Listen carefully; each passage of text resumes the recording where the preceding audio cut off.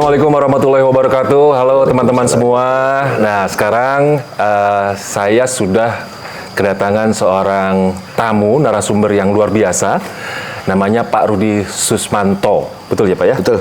Beliau ini adalah Ketua DPRD Kabupaten Bogor termuda. Beliau ini bertugas dari tahun 2019 sampai 2024 ini ya Pak ya.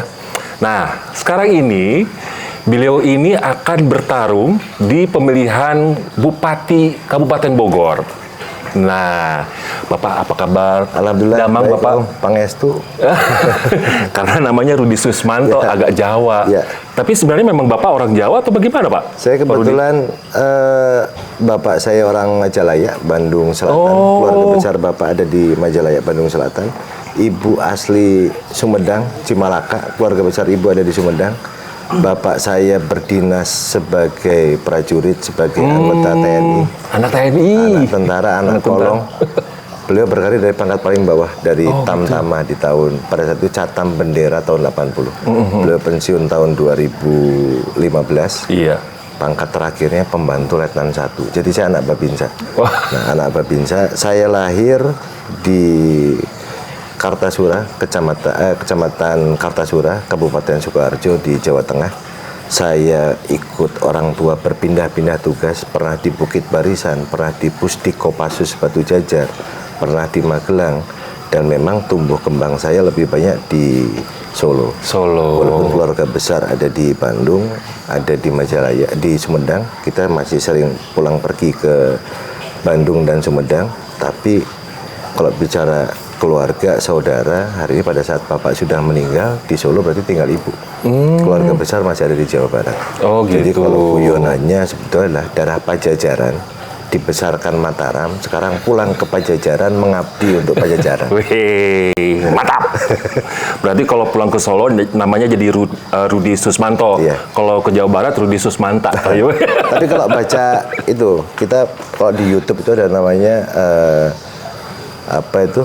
Entah kitab Jayabaya atau apa, bahwa pemimpin besar negeri ini pasti akhirannya adalah Noto Negoro, Susilo Bambang Yudhoyono, terus Prabowo Subianto, Soeharto. Nah, insya Allah nanti Joko Widodo. Nah, insya Allah nanti kedepannya Rudi Susmanto.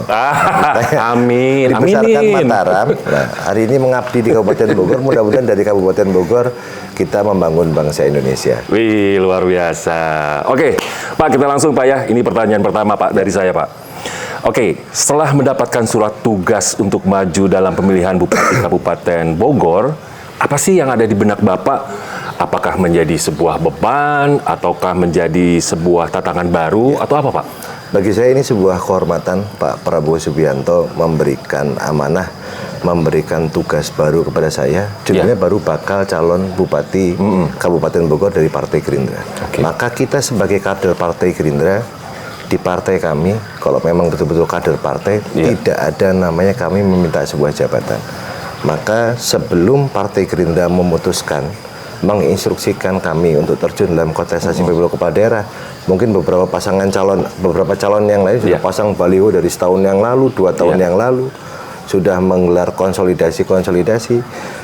Saya diberikan tugas pada tanggal 15 Juli 2024. Pada saat partai dan tokoh bangsa Pak Prabowo Subianto memberikan amanah dan tugas tersebut, per tanggal 15 Juli kami baru melakukan langkah-langkah politik untuk kami betul-betul berkontestasi dalam pemilu kepala daerah Kabupaten Bogor. Jadi tentunya kita pun berkontestasi. Rudi Susmanto tidak berangkat sebagai Rudi Susmanto.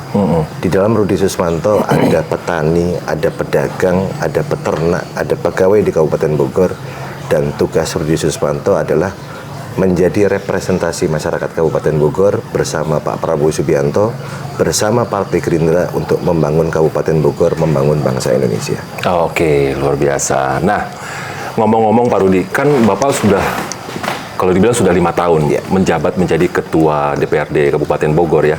Nah, bagaimana Bapak menilai Kabupaten Bogor sendiri? Jadi kita melihat Kabupaten Bogor, saya masuk Bogor tahun 2009. Lulus kuliah tahun 2007, kami ke Jakarta. 2009 itu saya bertempat tinggal, punya rumah di Bogor.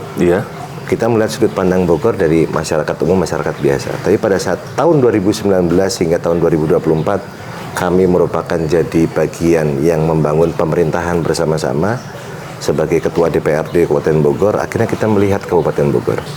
Bogor merupakan salah satu kabupaten terbesar di Indonesia. Penduduknya 5,9 juta jiwa. Dan itu padat Pak ya? Bicara hak pilih di Provinsi Jawa Barat, 12% pemilu di Provinsi Jawa Barat ada di Kabupaten Bogor. Jumlah pemilihnya 3,9 juta jiwa. Besar ya? Bicara potensi wilayah Kabupaten Bogor, mungkin kita bisa ngomong potensi wilayah Garut apa? Ada domba, ada dodol. Bicara Sumedang itu ikonnya apa? Tahu. Tapi kalau bicara Kabupaten Bogor, maka kita melihat Bogor punya puluhan ratusan objek wisata. Bogor punya potensi sumber daya manusia di mana 60% warga Bogor adalah usia muda, kaum milenial. Bogor punya salah satu perusahaan otomotif terbesar di dunia, Mercedes-Benz ada di Bogor. Perusahaan semen terbesar di dunia ada di Bogor, ada Indosemen, ada Holcim. Bogor punya tambang panas bumi, dulu namanya Chevron, sekarang Star Energy. Bogor punya emas yang dikelola oleh apa? Oleh Antam. Maka kita melihat potensi Kabupaten Bogor dengan ribuan potensi wilayah yang dimiliki, potensi sumber daya manusia yang dimiliki, kita menyebut Kabupaten Bogor istimewa. Istimewa. Spesial. Nggak pakai telur doang nih. Ini telurnya banyak kayaknya nih. Baik, di atas bagus, kita nyebutnya istimewa. Masterpiece. Sedap. Nah, dalam perjalanan tadi yang Bapak ceritakan, apa sih Pak yang perlu dibenahi dari Kabupaten Bogor dengan jumlah yang tadi Bapak bilang terbanyak? Nah, itu apa Pak? Ya. Jadi kita bicara Kabupaten Bogor hari ini adalah membangun Kabupaten Bogor kita tidak bisa sendiri. Iya. Membangun Kabupaten Bogor butuh kebersamaan bersama-sama, butuh kekompakan bersama-sama. Membangun Kabupaten Bogor kita pasti sudah punya langkah-langkah, kita punya mimpi, dan mimpi itu menjadi sebuah harapan, dan harapan itu menjadi sebuah tujuan, di mana tujuan tersebut langkah-langkah sudah kami persiapkan dari beberapa tahun terakhir, dan finalisasi langkah-langkah tersebut kita siapkan di tahun 2024. Bicara Kabupaten Bogor hari ini menjadi sangat istimewa. Kenapa menjadi sangat istimewa? Hari ini Kabupaten Bogor memiliki presiden kembali yang tinggalnya di Kabupaten Bogor. Dulu pernah Pak SBY tinggal di Cikeas. Hari ini nanti tanggal 20 Oktober 2024 Pak Prabowo Subianto insya Allah ditetapkan dilantik sebagai presiden terpilih Republik Indonesia periode 2024-2029. Pada saat kader Pak Prabowo Subianto diperintahkan untuk maju melayani masyarakat Kabupaten Bogor, maka Pak Prabowo pun sudah berpesan. Tadi bicara pembangunan, apa yang akan diambil langkah-langkahnya? Pak Prabowo berpesan, Kabupaten Bogor adalah halaman rumah saya, di mana saya pada saat saya akan bertugas sebagai Presiden Republik Indonesia, saya akan tinggal di Desa Bojongkoneng, Kecamatan Babakan Madang, Kabupaten Bogor. Pak Prabowo berpesan, saya ingin halaman rumah saya tidak mendengar lagi ada masyarakat miskin di halaman rumah saya. Saya ingin di halaman rumah saya pengangguran angkanya diturunkan, dan kalau bisa pastikan bahwa tidak ada pengangguran di halaman rumah saya. Saya ingin di halaman rumah saya masyarakat Kabupaten Bogor dapat pendidikan yang layak, yang setara dengan kualitas pendidikan yang baik. Saya ingin di halaman rumah saya percepatan pemerataan pembangunan infrastruktur segera dilaksanakan di Kabupaten Bogor.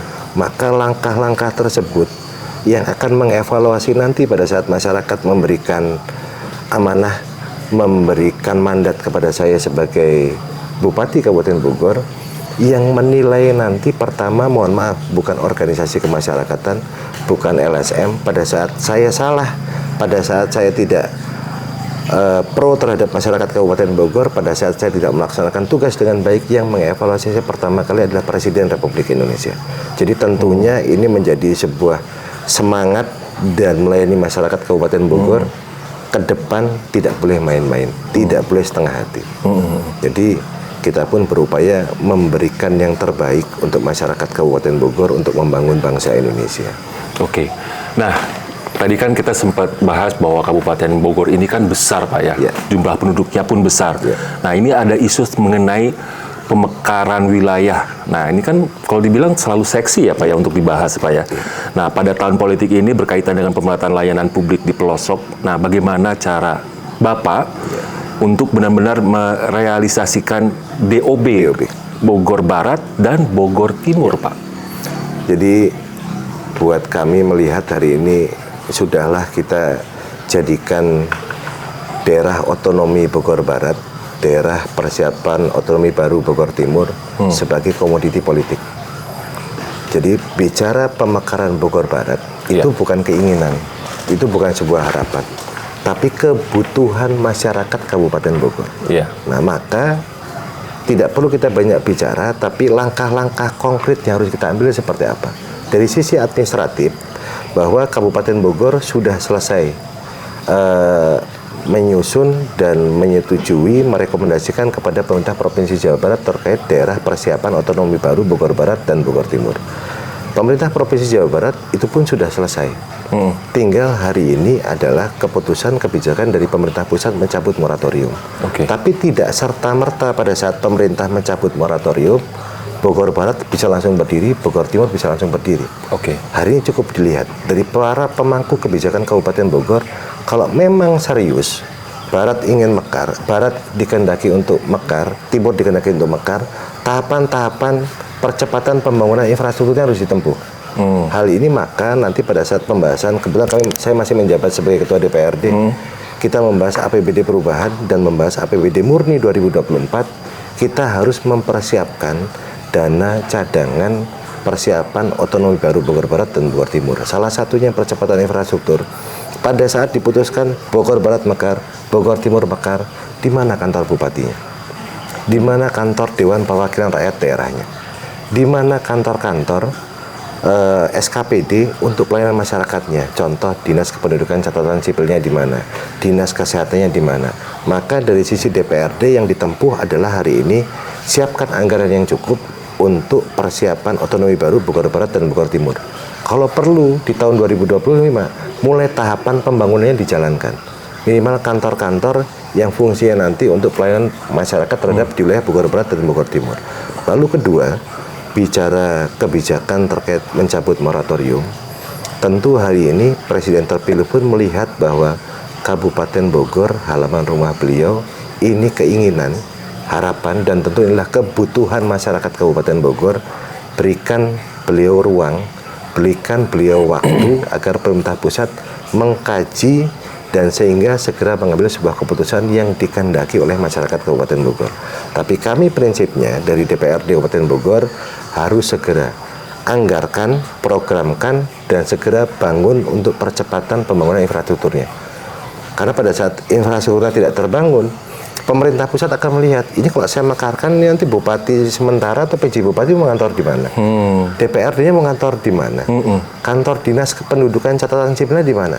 Ayo, sekarang bisa dilihat siapa yang serius terhadap daerah persiapan otonomi baru Bogor Barat, Bogor Timur. Jangan hanya ramai di luar, tapi tahapan harus kita tempuh.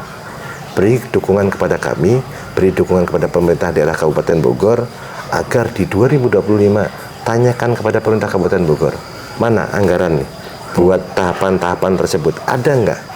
Kalau sampai nggak ada, kami pastikan berarti hanya sebuah omongan, sebuah pembicaraan yang hanya untuk meredam kegalauan masyarakat. Tapi kami pastikan, kami dari DPRD Kabupaten Bogor, dan mudah-mudahan dari pemerintah daerah Kabupaten Bogor pun memberikan support yang sama, kita harus anggarkan mulai tahun 2025. Karena kita melihat banyak potensi, banyak peluang, pemangku kebijakan negeri ini tinggalnya di Kabupaten Bogor. Ah gitu, tuh dengerin tuh teman-teman ya. Jadi jangan cuma ngomong mekar. Pada saat kita ingin mekar, maka segera persiapkan, tetapkan ibu kotanya di mana, tahapan-tahapan land clearing laharnya juga harus mulai diproses, dilaksanakan. Jangan sampai DOB-nya, moratoriumnya dicabut, DOB dilaksanakan, bingung. Pak Bupati mau kantor di mana? Pasang tenda dulu. Kantor DPRD Bogor Barat, Bogor Timur di mana? Belum ada. Nah, kalau kita serius bersama-sama, tahapan kita mulai dari sekarang. Karena kita akan menyongsong ke depan Kabupaten Bogor yang maju, aman, adil, dan makmur. Tuh ya, oke. Nah, intermezzo dikit nih teman-teman. Saya ini sekarang ada di Nusantara Polo Club. Sambil ngopi boleh ya? Oh, boleh Pak. Kan nggak enak ngobrol terus tapi nggak minum. Ini tempatnya gede banget, luas banget. Dan saya udah ngeliat kuda-kuda. Ini emang dikhususkan untuk apa sih Pak? Si Nusantara Polo Club ini Pak? Nusantara ini intermezzo aja dulu ya, Pak. Ya, jadi Nusantara Polo Club ini adalah cita-cita Pak Prabowo Subianto. Iya. Jadi Pak Prabowo itu ingin bahwa ada olahraga polo berkuda di Indonesia. Iya. Tapi kalau bicara olahraga polo berkuda, kita melihat ke beberapa negara, kita lihat mungkin di Inggris, di Malaysia, di Thailand, di Singapura, yang bermain atau olahraga polo berkuda rata-rata adalah keluarga bangsawan. Rata-rata adalah pejabat-pejabat tinggi negara. Tapi yang terjadi di Indonesia, Pak Prabowo merekrut anak-anak muda dari Sulawesi, dari Aceh, dari Jawa Barat, dari Jawa Tengah, dari Sumatera, ditarik, direkrut, kita ada mes di belakang. Mereka disekolahkan Pak Prabowo Subianto, dikuliahkan Pak Prabowo Subianto, di sela-sela waktu sekolahnya mereka dilatih, dididik untuk menjadi atlet tim nasional polo berkuda Indonesia. Wow. Jadi tim nasional polo berkuda Indonesia ini diinisiasi Pak Prabowo dari tahun 2006 sampai hari ini tanpa bantuan dari pihak manapun, tanpa biaya dari pemerintah. Semuanya murni biaya dari Pak Prabowo Subianto pribadi, dari beli kudanya, ngerawat kudanya, training center untuk atletnya, dan dari buah perjalanan tersebut, tim nasional polo berkuda Indonesia pernah menjuarai sebagai juara Asia untuk polo berkuda. Wah, keren, keren, keren. Nah, Pak, kita lanjut lagi ke pertanyaan yang seriusnya nih.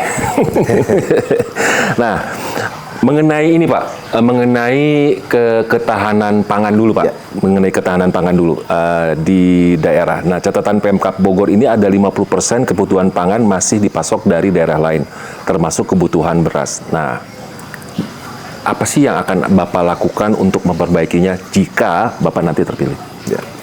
Jadi kalau bicara ketahanan pangan hari ini memang kita bicara apa sih rohnya bangsa Indonesia sebetulnya.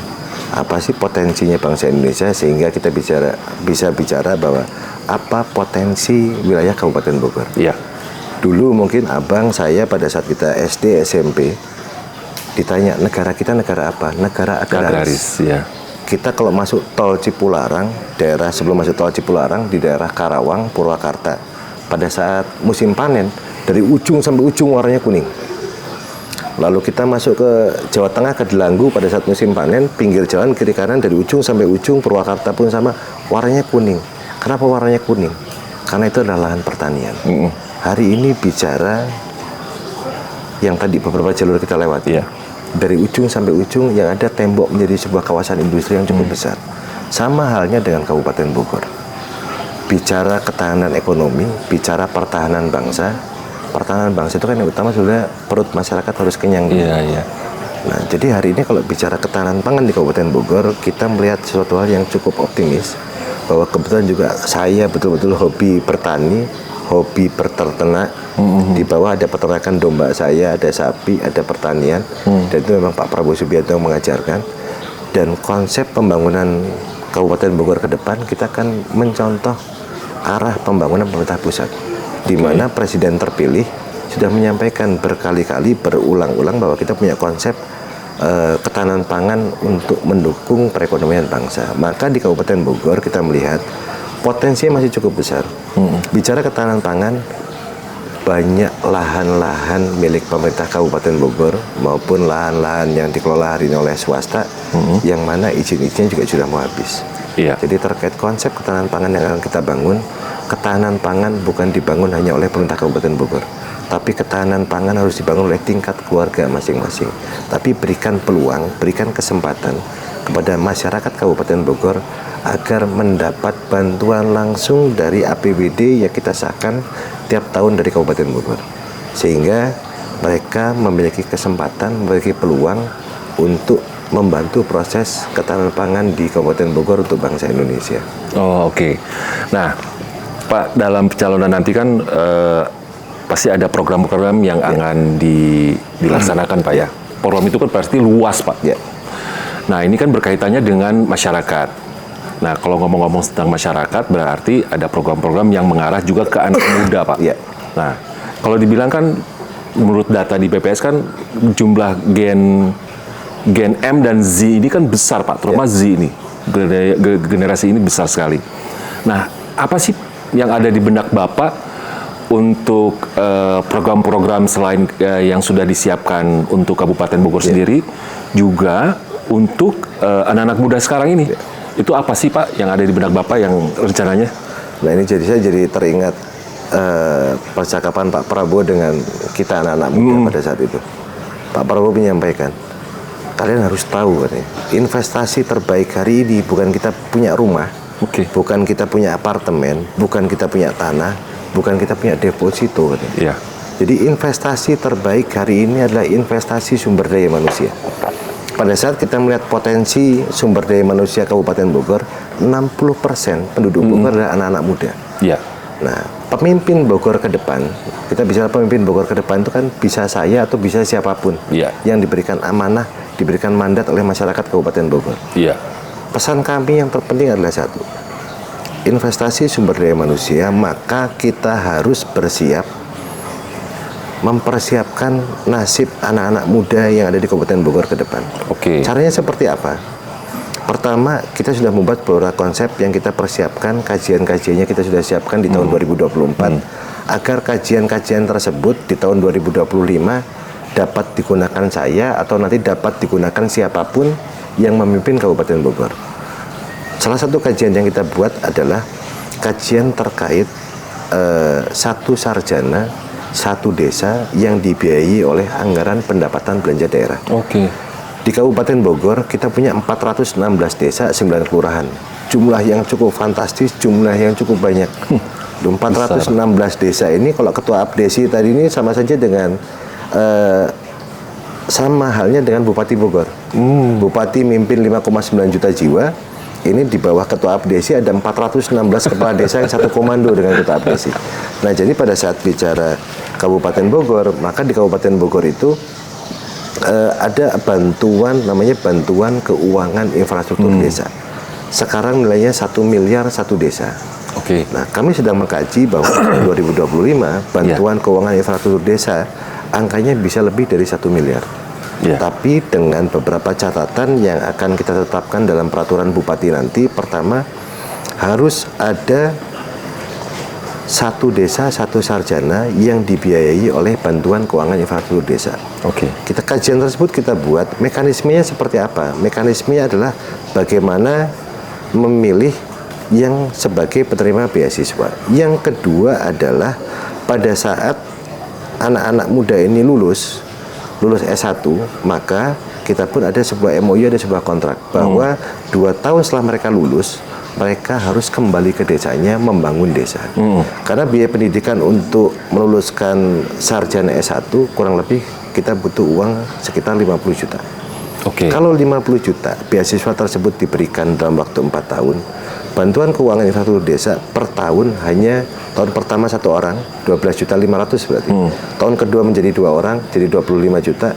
Di tahun ketiga menjadi 3 kali lipat. Tahun keempat ini lahir sarjana pertama dilahirkan dari bantuan keuangan infrastruktur desa. Nah, kita pun akhirnya berpikir dari 416 desa, kalau tiap tahun ada 1 angkatan, maka ini jumlah yang cukup besar. Maka kita pun tahun 2024 sedang membuat sebuah kajian bagaimana pemerintah Kabupaten Bogor hari ini ke depan punya namanya Universitas Tegar Beriman. Nah, kita ingin dari 416 angkatan tiap tahun ini, kita mencontoh beberapa konsep universitas atau sekolah tinggi yang ada di Indonesia. Salah satunya beberapa yang terbaik adalah contoh STPDN. Kabupaten Bogor punya Universitas Pertahanan. Universitas Tegar Beriman tersebut pada saat nanti kalau Tuhan berkehendak untuk dibangun, didirikan, maka kita ingin tidak perlu banyak fakultas. Kita hanya membuka beberapa fakultas-fakultas tertentu yang tujuannya adalah untuk kepentingan membangun desa. Nah, jadi harapan kami adalah investasi sumber daya manusia. Kita berharap dari APBD yang digelontorkan, APBD yang dikeluarkan, kita ingin tiap tahun, tiap desa harus bisa melahirkan satu sarjana, satu desa yang dibiayai oleh APBD. Oke. Jadi sehingga yang pertama adalah pada saat jumlah penduduk kita 60% anak-anak muda, kita pastikan anak-anak muda yang berprestasi, yang tidak mampu mendapatkan haknya untuk dapat bisa berkuliah setelah lulus SMA ke jenjang pendidikan yang lebih tinggi lagi. Oh gitu. Ya. Pak, boleh tahu nggak fakultasnya apa aja sih Pak? Kalau misalkan Universitas Tegar Beriman ini berdiri? Ya. Jadi kalau Universitas Tegar Beriman berdiri, kita contoh salah satu universitas pertahanan. Judul fakultas-fakultasnya unik. Ada fakultas perang asimetri dan lain sebagainya. Tapi bicara Universitas Tegar Beriman, kita berharap ada beberapa fakultas yang tujuannya adalah untuk membangun perekonomian badan usaha milik desa. Berarti ada pelatihan buat wirausaha juga dong Pak ya? Ya, jadi ada beberapa hal tentunya bagaimana mekanisme pendirian universitas, bagaimana fakultas yang tepat, bagaimana dari aturan sistem perundang-undangannya, apakah bisa pemerintah daerah langsung atau pemerintah daerah harus membuat BUMD pendidikan. Nah, kajian tersebut sedang kita kaji di tahun 2024. Mudah-mudahan sebelum bulan Desember, kajian terkait satu sarjana satu desa, yang kedua terkait pendirian Universitas Tegar Beriman, kajiannya sudah selesai dan dapat digunakan untuk kepentingan masyarakat Kabupaten Bogor. Iya. Ya. Kan kalau dibilang anak-anak zaman sekarang kan sangat kreatif Pak ya. Ya. Apakah nanti juga ada fakultas yang mengakomodir mereka Pak? Nah, tentunya kreativitas anak-anak muda hari ini kan lebih banyak ke online dan yang terkait dengan apa itu judulnya, terkait dengan media ya, terkait dengan media sosial dan lain sebagainya, dan startup. Nah, dengan adanya startup tadi, kita ingin anak-anak muda hari ini tuh lebih kreatif. Anak-anak muda hari ini tuh tidak ingin sesuatu hal yang monoton. Jadi anak-anak muda hari ini tuh kita harus menyiapkan sebuah wadah, menyiapkan sebuah tempat. Jangan biarkan anak muda ini berkreasi dan mencari jati dirinya sendiri. Pastikan pemerintah daerah harus hadir di tengah-tengah masyarakatnya. Apa yang diinginkan, apa yang dikehendaki anak-anak muda kita hari ini, pemerintah harus memberikan support. Ingat, kita lihat beberapa negara yang ada di dunia. Kita hari ini jangan melihat jumlah penduduk yang cukup banyak, anak muda yang cukup banyak menjadi sebuah masalah, tidak. Kita lihat contoh di beberapa negara, contoh Jepang, Pak. Dengan jumlah penduduk yang tidak terlalu banyak, anak-anak muda di desa semuanya berangkat ke kota. Akhirnya desanya tidak terbangun karena kekurangan anak muda. Tapi hari ini Kabupaten Bogor punya potensi anak muda yang cukup luar biasa. Bagaimana pemerintah daerah bisa berperan untuk menjadikan anak-anak muda ini sebagai mesin dan motor pembangunan Kabupaten Bogor. Oh, keren kan? Oke, lanjut lagi ke masalah rencana pemilihan. Nah, Pak, apa sih kriteria yang ideal kalau nanti misalkan Bapak menjadi bupati? Wakilnya, kriterianya seperti apa sih Pak yang Pak Rudi inginkan? Nah, jadi kalau bicara wakil bupati, saya pun Rudi Susmanto kan baru sebagai bakal calon bupati. Oke. Segala kebijakan yang dibuat, segala kebijakan yang diputuskan masih cukup dinamis, masih cukup cair, masih bisa berubah. Iya. Yang tidak bisa dirubah ini kan sebenarnya hanya ayat Al-Quran. Yang lain masih bisa berubah, masih bisa dirubah. Tetapi kami sangat berharap bahwa Bogor ke depan, baik calon bupati maupun calon wakil bupati, pesan saya kepada semua orang hanya satu. Bogor tidak bisa dibangun sendirian. Bogor tidak bisa dibangun oleh satu suku. Bogor tidak bisa dibangun oleh satu agama. Bogor harus dibangun dengan kebinekaan. Dan yang terpenting satu, menjawab jawaban siap, bagaimana kita calon wakil bupatinya. Bogor harus dibangun oleh orang-orang yang sayang dan cinta terhadap Kabupaten Bogor. Saya boleh lahir di kota Solo, tapi saya akan mengabdikan diri saya untuk bangsa Indonesia dari Kabupaten Bogor, dan insya Allah mungkin akhir hidup saya akan dimakamkan di Kabupaten Bogor. Luar biasa. Oke, Pak. The last question, ini quick question aja, Pak. Jika Bapak terpilih, apa yang akan dilakukan? Jika tidak terpilih, apa yang Bapak Rudi lakukan? Jika saya terpilih, saya tidak perlu sampaikan apa yang saya akan lakukan. Karena mungkin akan menjadi sebuah kata-kata manis saya membangun Kabupaten Bogor. Tapi bila saya tidak terpilih, saya akan tetap mengabdikan diri saya untuk membangun bangsa Indonesia dari Kabupaten Bogor. Dan siapapun nanti yang terpilih, nanti diberikan mandat oleh masyarakat Kabupaten Bogor, tentu saya akan mendukung dengan cara apapun untuk kemajuan masyarakat Kabupaten Bogor. Dari Kabupaten Bogor, kita ke Indonesia. Dari Indonesia, kita ke dunia. Luar biasa. Wih, keren. Oke, Pak Rudi, hatur nuhun pisan. Nuhun pisan. Ngobrol-ngobrolnya. Terima kasih banyak. Hatur nuhun, sukses Pak. Itu dia teman-teman ngobrol-ngobrol saya dengan Bapak Rudi Susmanto, Ketua DPRD Kabupaten Bogor, juga bakal calon Bupati Kabupaten Bogor gitu. Pak, sukses Pak. Terima kasih banyak. Ya, hatur nuhun Yang Pak. jelas, salam Bhinneka Tunggal Ika, salam Bogor Istimewa. Bogor Istimewa. Thank you. Terima kasih.